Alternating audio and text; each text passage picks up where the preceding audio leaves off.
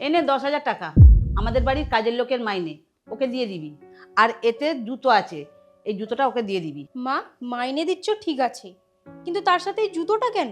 ওর ভাই পড়াশোনা করে, কলেজে যায়, একটাও ভালো জুতো নেই, আমাকে দিতে বলেছিল, আমি দিয়ে দিলাম। তুই কিন্তু ওটা ওকে দিয়ে দিস, আমি আসছি, বুঝলি? কাজের মেয়ের আবার 10,000 টাকা মাইনে, এর থেকে 5,000 টাকা আমি নেব আর 5,000 টাকা ওকে দেব, বলবো এটাই তোর মাইনে। এই শোন, কোথায় গেলি রে? একবার এদিকে আয়। হ্যাঁ ম্যাডাম বলুন। এই নে তোর মাইনে 5,000 টাকা, মা তোকে দিতে বলেছে, আর তার সাথে এটা। কিন্তু ম্যাডাম আমার মাইনে তো 5,000 টাকা নয়। তাহলে আবার কত? সামান্য কয়েকটা কাজ করিস, ঘর মোছা, বাসন মাজা, আবার কত মাইনে দিতে হবে রে? যেটা দিয়েছি সেটাতেই সন্তুষ্ট থাক, যা এখান থেকে। আমি দেখেছি বড় ম্যাডাম আপনাকে 10,000 টাকা দিয়েছে আমাকে দেওয়ার জন্য, কিন্তু আপনি সেখান থেকে 5,000 টাকা সরিয়ে আমাকে 5,000 টাকা দিচ্ছেন। ও আচ্ছা, এখন আড়ি পেতে কথাও শোনা হচ্ছে। বেশ করিয়েছি, সরিয়েছি, আর এবার থেকে তোকে 5,000 টাকাই দেবো, আর বাকিটা আমার হাত খরচা, বুঝেছিস? এরকমটা করবেন না দিদিভাই, এই টাকাগুলোর আমার খুব প্রয়োজন। আমি অনেক কষ্ট করে কাজ করি শুধুমাত্র আমার ভাইয়ের জন্য। আমি চাই আমার ভাই যেন অনেক অনেক লেখাপড়া শেখে, লেখাপড়া শিখিয়ে আমার ভাইকে আমি অনেক বড় অফিসার তৈরি করতে চাই। এমনি হয়নি আবার অফিসার? দুবেলা ভালো করে খেতে পাস না, আর এইসব স্বপ্ন দেখিস কি করে রে? তোর ভাইকে বল একটা হোটেলে কাজে লেগে যেতে, তাহলে 2 টাকা ইনকাম হবে, যেটা তোদের কাজে লাগবে। আর শোন, এই ব্যাপারটা যদি মাকে জানাস তাহলে তোর আর কাজটাও থাকবে না, বুঝেছিস? ম্যাডাম, ম্যাডাম, ঈশা, আমার জন্য 1 গ্লাস জল নিয়ে আয় তো মা। এই নিন ম্যাডাম জল। আর কিছু দেবো? তুই তোর মাইনে পেয়েছিস তো? হ্যাঁ ম্যাডাম, বলছি আপনাকে না আমার কিছু কথা বলার ছিল। হ্যাঁ বল না। বলছি যে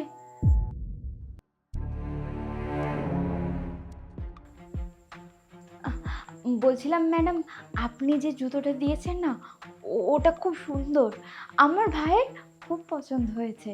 সত্যি ম্যাডাম, আপনার মতো মানুষ হয় না। আপনি আমাদের যেভাবে সাহায্য করছেন।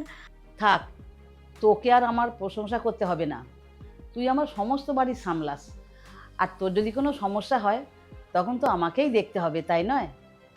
তুই তোর ভাইকে কিন্তু ভালো করে লেখাপড়াটা করতে বলবি। হ্যাঁ ম্যাডাম, ঠিক আছে।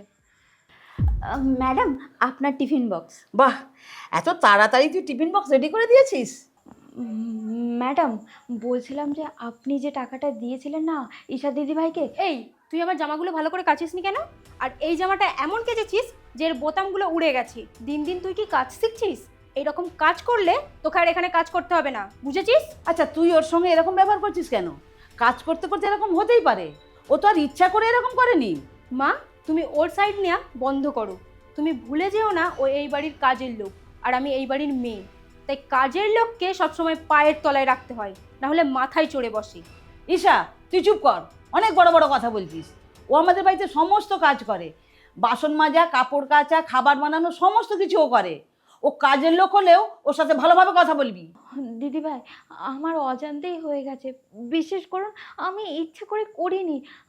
আপনি আমাকে একটু একটু সময় দিন, আমি এক্ষুনি এক্ষুনি বোতামটা লাগিয়ে আপনাকে দিয়ে দিচ্ছি। থাক, অনেক করেছিস, তুই ভুলে যাস না। এরপর যদি করিস তাহলে কিন্তু।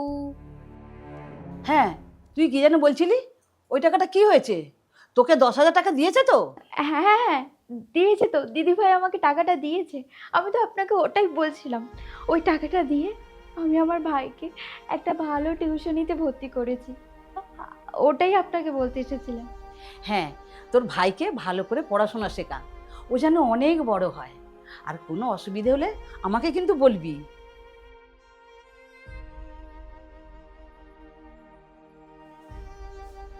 এই তুই কে রে? আর বাড়ির মধ্যে কি করে ঢুকলি? ম্যাডাম, আসলে আমার দিদি এই বাড়িতে কাজ করে, আর আমার দিদির আজকে প্রচণ্ড শরীর খারাপ, সেই জন্য আমি এসেছি। আজকে বাড়ির সব কাজ আমি করে দেব। আচ্ছা ঠিক আছে, আমার জন্য 1 কাপ কফি বানা। আর তুই আমাকে দেখে কি লুকাচ্ছিলি রে? আসলে ম্যাডাম, আমি এখানে বই পড়ছিলাম, আর এটা দেখে আপনারা যদি কিছু বলেন, সেই জন্যই আমি বইটা লুকিয়ে নিচ্ছিলাম। আর তোর কিসের এত পড়াশোনা? কাজের জায়গায় এসে বই পড়তে হবে? আর তোর দিদিও বলে আমার ভাই অফিসার হবে, তুই কি এমন করিস রে? আমি ইউপিএসসির জন্য প্রস্তুতি নিচ্ছি, তাই পড়াশোনার অনেকটা চাপ আছে। কি? ইউপিএসসি? তুই দিবি ইউপিএসসি এক্সাম? হাসালি আমাকে। তোদের মতো ছেলেদের নুন আনতে পান্তা ফুরিয়ে যায়, আর তুই দিবি ইউপিএসসি এক্সাম? তার থেকে ভালো কথা বলছি শোন, তোর দিদিকেও এর আগে আমি বলেছিলাম, কোনো একটা হোটেল দেখে তুই কাজে লেগে যা, তোদের ভবিষ্যতে কাজে লাগবে। আরে ইউপিএসসির জন্য কত পড়াশোনা প্রয়োজন, কত টাকা পয়সা লাগে তুই জানিস? চলে এসছে ইউপিএসসির এক্সাম দিতে। আরে ইউপিএসসির জন্য কত লাখ লাখ স্টুডেন্ট পড়াশোনা করে, তাদের মধ্যে মাত্র কয়েকজন পাশ করে।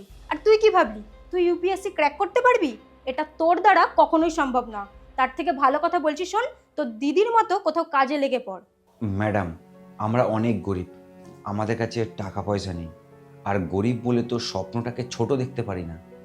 আমার মা মারা যাবার পর দিদি আমাকে মানুষ করেছে। দিদি অনেক কষ্ট করে আমাকে লেখাপড়া শেখাচ্ছে। কি হয়েছে কি?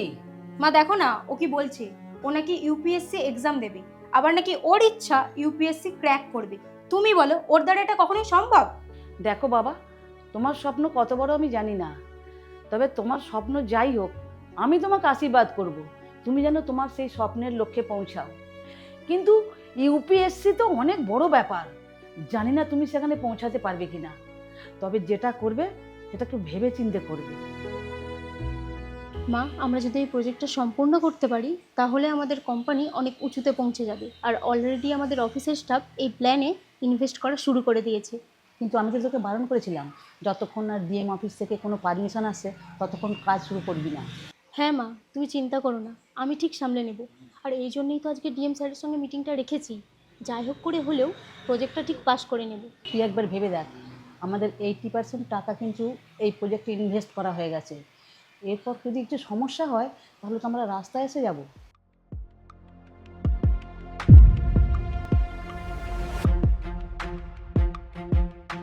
হ্যাঁ বলুন, আপনাদের জন্য কি করতে পারি? আসলে আমাদের এই প্রজেক্টটা চলছে তো, সেই ব্যাপারে আপনার সাথে কথা বলতে এসেছি। ও আচ্ছা, এই প্রজেক্টটার জন্য আপনাদের কোম্পানিকে এখনো পারমিশন দেওয়া হয়নি। তাহলে আপনারা কাজ শুরু করেছেন কেন? পারমিশন বলতে স্যার, আপনার আগে যেই অফিসার ছিলেন তিনি আমাদের বলেছিলেন যে পারমিশন হয়ে যাবেন। তিনি এখন এখানে নেই, তাই এই ফাইলটা আপনার কাছে নিয়ে এসেছি। আপনি যদি অ্যাপ্রুভ করে দেন তো। দেখুন, এটা কখনোই সম্ভব নয়। আপনারা যেভাবে কাজ করছেন এটা সম্পূর্ণ বেআইনি। এতে সাধারণ মানুষের অনেক ক্ষতি হবে, এমনকি পরিবেশ দূষণ হবে। তাই এই প্রজেক্টটা আমি কখনোই অ্যাপ্রুভ করতে পারবো না। আমি বুঝতে পারছি স্যার, কিন্তু আমরা তো অনেক টাকা ইনভেস্ট করে ফেলেছি। কিন্তু সেটা অ্যাপ্রুভ করার পর ইনভেস্ট করতে পারতেন। আপনারা আমাদের পারমিশন ছাড়াই প্রজেক্ট শুরু করে দিয়েছেন কেন? মা, তুমি চুপ করো, আমি দেখছি। আচ্ছা, আপনি আমাকে চিনতে পারছেন না? আপনার দিদি আমার বাড়িতে কাজ করতো। হ্যাঁ, আমি আপনাদের প্রথমেই চিনতে পেরেছি। তাহলে তো আমাদের অনেক দিনের পরিচয়। আর আপনি তো আমাদের নিজেদের লোক, আর বিপদের সময় তো নিজেদের লোক পাশে থাকবে, তাই না? তাই যদি কিছু নিয়ে আমাদের এই প্রজেক্টটা পাশ করিয়ে দেন তো। Set up! আপনি আমাকে ঘুষ দেওয়ার কথা বলছেন? আপনি জানেন আমি আপনাকে এক্ষুনি অ্যারেস্ট করতে পারি ঘুষ দেওয়ার অপরাধে। Sorry sir, sorry. হেই, তুই কী সব বলছিস? আন্টি, আপনি ঠিক যতটাই ভালো তার থেকে অনেক বেশি খারাপ আপনার মেয়ে। সব সময় চিন্তা করে গরিবদের কিভাবে ছোট করবে। আপনি আমার দিদিকে যে মাইনে দিতেন তার হাফ টাকা আপনার মেয়ে সরিয়ে রাখতো। এই কথাটা আমার দিদি আপনাকে অনেকবার বলতে গিয়েছিল, কিন্তু বারবার আপনার মেয়ে আমার দিদিকে ধমকি দিয়েছে, সেই জন্য সে কিছু বলতে পারেনি। মুখ বুজে সব কিছু সহ্য করে গেছে। আর সেই দিন ইউপিএসসি নিয়ে আপনার মেয়ে আমাকে কত কথা শোনালো, আমাকে অপমান পর্যন্ত করেছে, কিন্তু আমি একটাও কথা বলিনি। কারণ আমি জানি মানুষ সৎ পথে থাকলে সে যদি চেষ্টা করে একদিন না একদিন সে সেটা পাবে। এই প্লটে যে টাকাটা ইনভেস্ট করেছেন সে টাকার কথা ভুলে যান, কারণ আপনারা ইল্লিগালভাবে এই কাজটা শুরু করেছেন। আর আন্টি, আপনি আমাকে ক্ষমা করে দেবেন, আমি এই প্রজেক্টটা কখনোই পাস করতে পারবো না। কারণ এই প্রজেক্টটা পাস করলে সাধারণ মানুষের অনেক ক্ষতি হয়ে যাবে, পরিবেশ অনেক দূষণ হবে, সেই জন্য আমি এটা পাস করতে পারবো না। আর আপনারা এটা ভাববেন না আমি আমার প্রতিশোধ নিচ্ছি। আর আন্টি, আপনি আমার লেখাপড়ার জন্য আমাকে অনেক সাহায্য করেছেন, সেই জন্য আপনার কাছে আমি সারা জীবন কৃতজ্ঞ থাকব। আপনারা এখন আসতে পারেন।